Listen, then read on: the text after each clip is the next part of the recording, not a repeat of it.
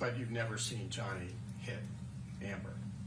That's correct, and I've affirmed it to everybody that I've spoken to. I've been explicit about that. And you've never seen Johnny hit any woman? Correct. Do you recall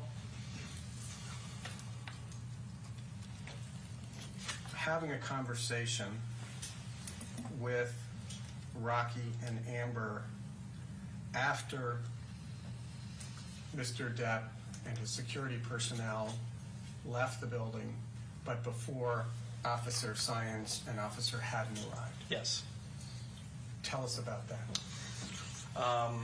You'll have to forgive me again. My memory of the exact sequence of events, that transpired after all this is a little foggy.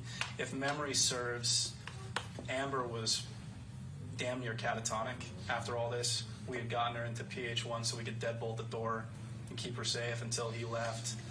A few minutes thereafter, I had gotten a little bit of a rundown from Raquel over what had transpired. Raquel got her to call her lawyer, Samantha Spector, to find out what to do. And if memory serves, Samantha's recommendation was that we immediately put together a contemporaneous, matter-of-fact statement together of what had transpired that night. And that ultimately was up to Amber as to what she wanted to do with the police or whatever it may be. Are you aware that Amber Heard spoke to Officer Science and Officer Haddon that evening? Yes. Were you present when she was speaking to them? No. Did Amber file the complaint that night? No. Did the police arrest Mr. Depp? No. Did they issue a warrant for his arrest? Not that I'm aware of.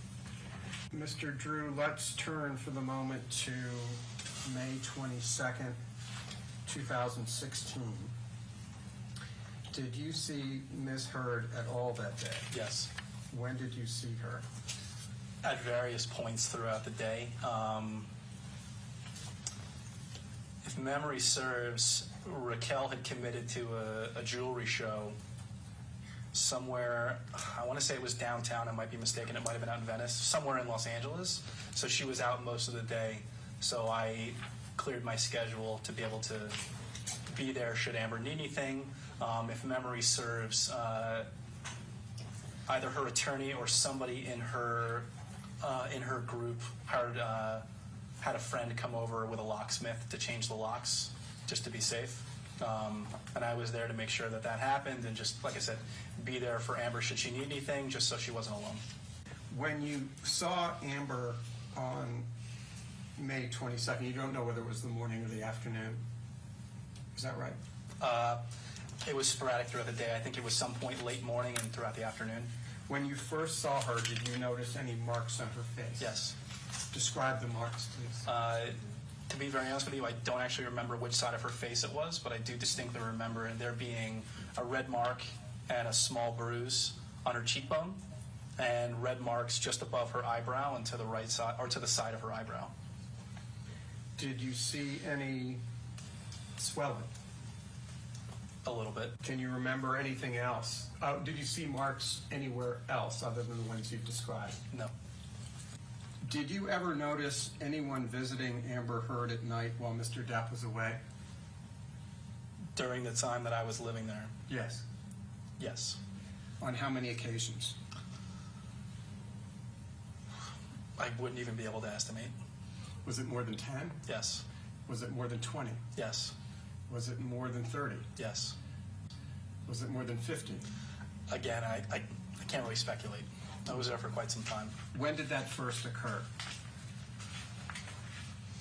I mean, I'm not privy to her comings and goings, and she had other friends than us that were coming to see her. So. And again, to be specific, I'm just talking about visitors at night when Mr. Depp was away. Again, I can't say with any specificity. When did that first happen that you were aware of? I mean, I would say pretty early on, but again, there's no context to it. The other consideration that I would say is that the hallway between all of these penthouses was public right-of-way going to the pool. So my understanding of people coming and going, it might have been the public, it might have been residents, or no, I'm sorry, not public, it might have been residents in the building. I can't really say with any specificity. But